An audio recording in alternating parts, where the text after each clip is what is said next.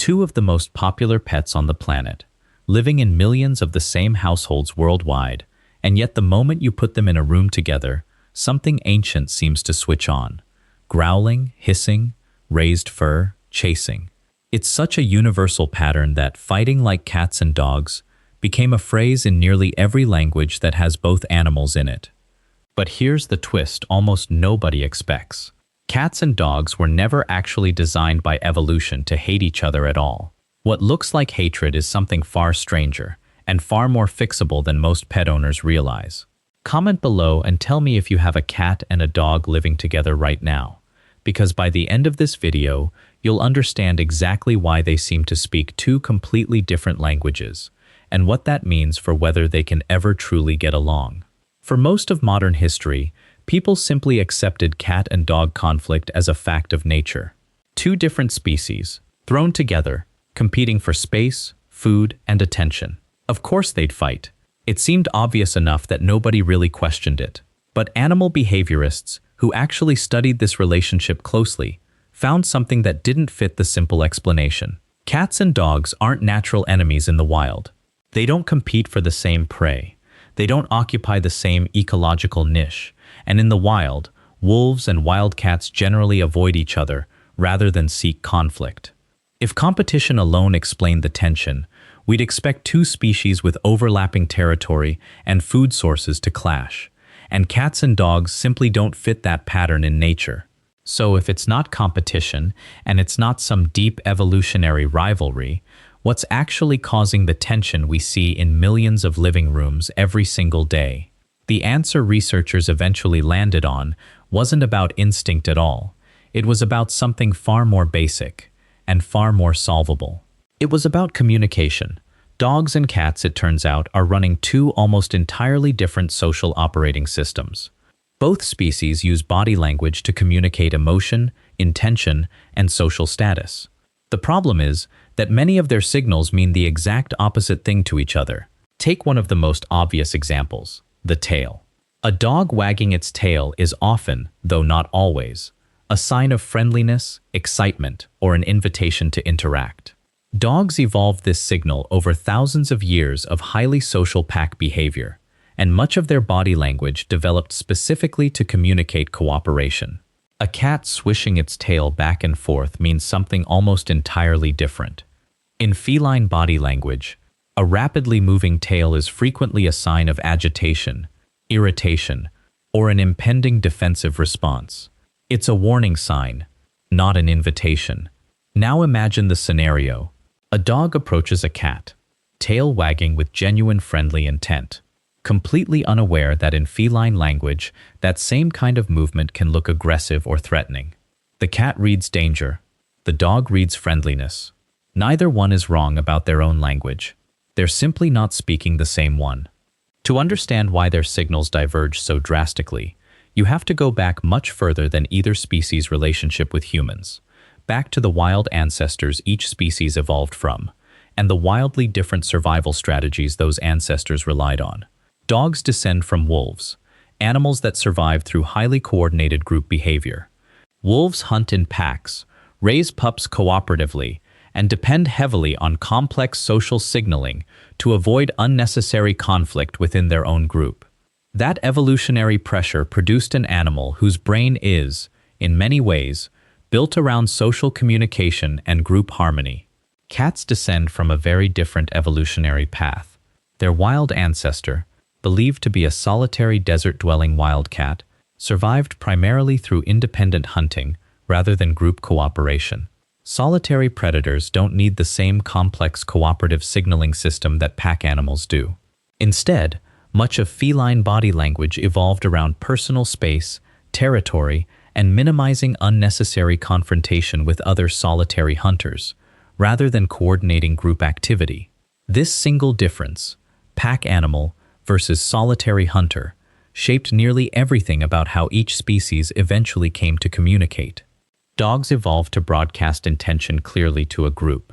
Cats evolved to communicate subtly, often in ways designed specifically not to escalate a one-on-one encounter that could turn dangerous for a smaller, solitary animal.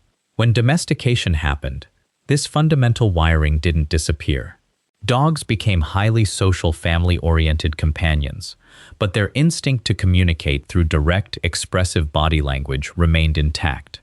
Cats became household companions too, but retained many of the instincts of a solitary territorial hunter that reads confrontation and space very differently than a dog does. In other words, we didn't just bring two different animals into our homes. We brought two entirely different social philosophies into the same living room and expected them to instantly understand each other. That difference alone explains a surprising amount of the tension between them. But it's not the whole story. There's a second layer to this conflict, buried even deeper than communication style. Something rooted in instinct so old it predates domestication entirely.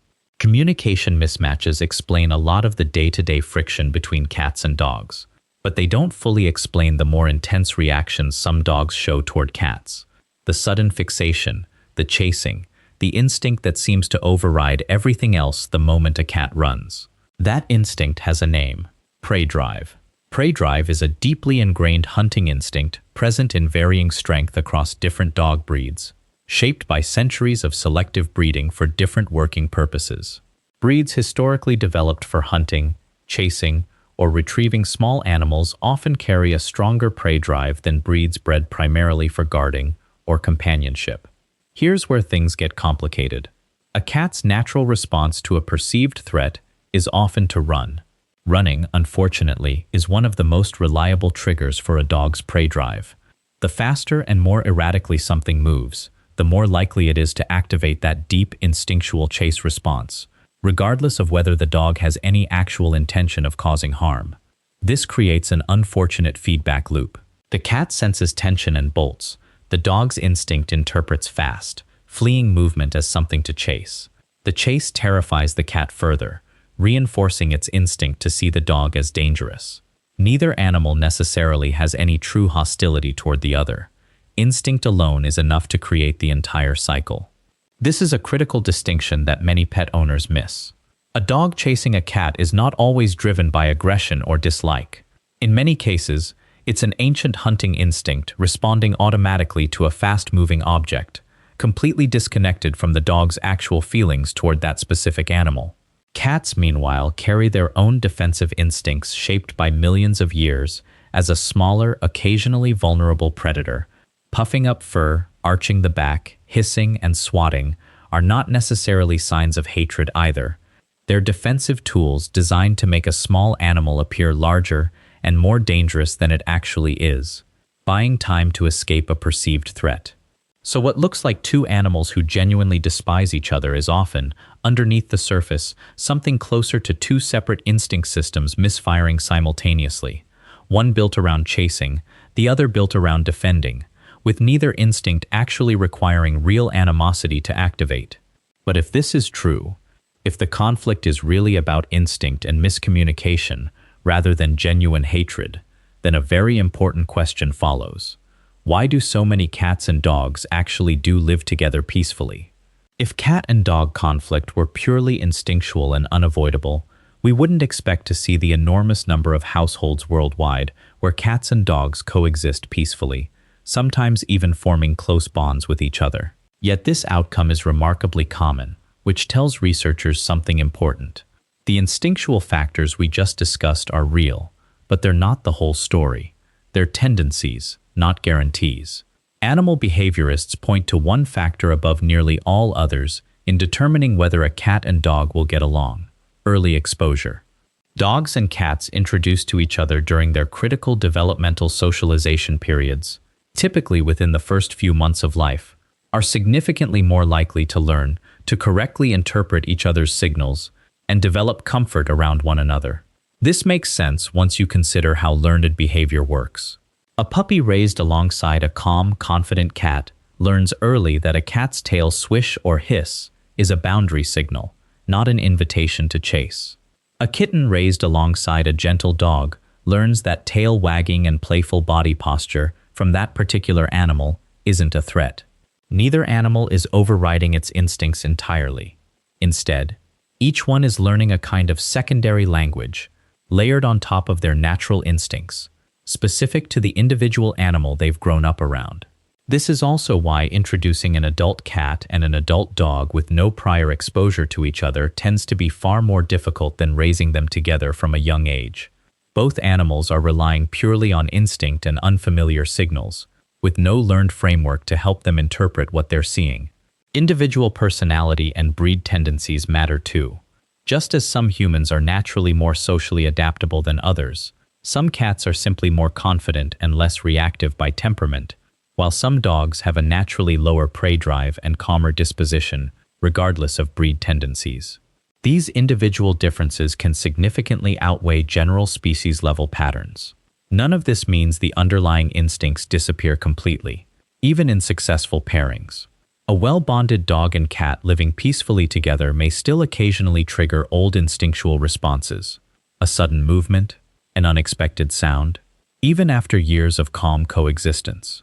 The instincts we discussed earlier don't vanish. They simply get managed, moderated, and in many cases, largely overridden by learned trust and familiarity. This is also visible at the population level, not just in individual households. Shelters and rescue organizations that track multi-species adoptions often report that cats and dogs raised together from a young age show conflict rates dramatically lower than pairs introduced later in life, sometimes described as a difference of night and day by staff who work with both groups regularly. That kind of consistent pattern, repeated across thousands of unrelated households, is difficult to explain through anything other than the timing and quality of early exposure. It's also worth noting that species isn't the only variable at play. Breed-specific tendencies within dogs, and even individual litter differences within cats, mean that two successful cat and dog households can look completely different from one another. One pairing might involve a cat who confidently stands its ground, and a dog who quickly learns to respect that boundary. Another might involve a naturally submissive dog and a bold, curious cat who ends up as the more dominant personality in the relationship. There is no single template for how peaceful coexistence has to look, only the underlying conditions that make it more or less likely. This tells us something fascinating about the entire cat and dog relationship. What looks like an ancient, unavoidable rivalry is, in most cases, actually a highly flexible relationship, shaped far more by environment, timing, and individual experience than by fixed instinct alone.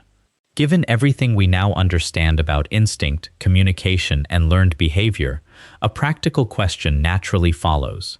If you already have an adult cat and an adult dog with no shared history, is peaceful coexistence still realistic? According to animal behaviorists who specialize in multi-pet households, the answer is usually yes, but it depends heavily on process, not luck. The first principle nearly every expert agrees on is gradual, controlled exposure rather than a sudden face-to-face introduction. Placing an unfamiliar cat and dog directly in the same open space and hoping for the best tends to trigger exactly the instinctual responses we discussed earlier: fast movement, chasing, defensive posturing, before either animal has any chance to learn the other's signals calmly. Instead, many trainers recommend a scent-first approach, allowing each animal to become familiar with the other's smell through bedding or shared spaces used at separate times. Lets both animals begin processing the other's presence without the added stress of an immediate visual or physical encounter. Smell, especially for cats, carries an enormous amount of social information, often more than sight does. After scent familiarity, controlled visual exposure typically comes next, often using a barrier such as a cracked door, a baby gate, or a leash for the dog. This allows both animals to observe each other's body language from a safe distance, without the risk of a sudden chase response or a defensive swipe. Owners are usually advised to watch closely for signs of escalating tension, rather than assuming calm silence automatically means comfort. Rewarding calm behavior during these controlled interactions plays a significant role as well. When a dog remains relaxed near a cat, reinforcing that calm state helps build a positive association, gradually teaching the dog that a calm presence near the cat is more rewarding than an excited chase response. Cats respond similarly to consistency and predictability, gradually lowering their guard as encounters repeatedly fail to result in the danger their instincts initially anticipated. Perhaps the most overlooked factor, according to many behaviorists, is patience, measured in weeks or months rather than days. Because this process involves layering learned trust over deep instinctual responses, rushing the timeline tends to backfire, often reinforcing the exact fear or prey response owners are trying to prevent. None of this guarantees a close bond. Some pairings, due to personality, breed tendency, or prior experience, may only ever reach a state of tolerant coexistence rather than genuine affection. But the evidence strongly suggests that outright hostility is rarely permanent or unchangeable, given the right introduction process. There's a biological layer to this story that goes even deeper than learned behavior and instinct, one involving the same hormone often associated with human bonding and trust. Oxytocin, sometimes referred to as the bonding hormone, plays a well-documented role in social attachment across many mammal species, including humans. Research into human-dog interaction has already shown that mutual eye contact and gentle physical interaction between dogs and their owners can trigger oxytocin release in both species simultaneously, strengthening the emotional bond over time. What's less commonly discussed is that positive, repeated interactions between a cat and dog living in the same household may trigger similar bonding mechanisms, gradually reinforcing comfort and trust at a physiological level, not just a behavioral one. Every calm, low-stress encounter potentially reinforces a biological sense of safety, layered on top of the learned behavioral trust discussed earlier. This may help explain why some cat and dog pairs eventually move beyond simple tolerance into what looks remarkably like genuine affection, grooming each other, sleeping curled together, or seeking each other out voluntarily. What begins as two mismatched communication systems and competing instincts can, under the right conditions, evolve into an authentic cross-species bond, reinforced by the same biological machinery that shapes trust and attachment in humans. This adds an important dimension to everything discussed so far. The relationship between a cat and dog isn't simply a fixed outcome determined at birth. It's an evolving relationship, shaped continuously by instinct, learned experience, and even biochemistry, all interacting together over time. Step back from cats and dogs specifically, and this entire situation reveals something much bigger about how animal behavior actually works. Something that challenges a common misconception people have about instinct in general. Instinct is often treated as fixed and unchangeable. An animal simply does what its biology programs it to do, full stop. But the cat and dog relationship shows something more nuanced. Instinct provides a starting template, a baseline tendency shaped by millions of years of evolution. But that template can be significantly modified, layered over, and in many cases substantially overridden by individual learning and experience. This is why the exact same species pairing can produce wildly different outcomes depending entirely on circumstances. Two dogs with identical breed backgrounds might react completely differently to the same cat, based purely on their individual upbringing and exposure. Two cats from the same litter might have entirely different comfort levels around dogs, shaped by nothing more than which specific experiences each one happened to have during key developmental windows. It also reframes what we're actually witnessing when we see conflict between a cat and dog. It's rarely, if ever, true hatred in the way humans understand that emotion. It's closer to a communication breakdown layered on top of ancient, largely automatic instinctual responses. Responses that exist not because either animal is malicious, but because each species evolved an entirely different survival strategy, adapted for an entirely different kind of life, long before either one ever set foot inside a human household. Understanding this changes how the entire relationship should be approached. Instead of assuming conflict is inevitable, or assuming peaceful coexistence is purely luck, the evidence points towards something far more actionable. Early exposure, patient introduction, and correctly interpreting each animal's signals can meaningfully shift the outcome in either direction. That reframes cats and dogs not as natural enemies locked into permanent conflict, but as two species running fundamentally different social software, capable of learning to understand each other, given the right circumstances, the right timing, and often the right amount of patience from the humans raising them. There's one detail we haven't mentioned yet, Some behaviorists believe the household cat and dog dynamic may actually be teaching us something new about interspecies communication in general, something with implications well beyond just pets. Which means the story of why cats and dogs seem to fight might actually be the beginning of a much bigger question about how any two different species can learn to understand each other at all. Watch this next: why these wild animals became best friends, and what scientists think that reveals about empathy in the animal kingdom.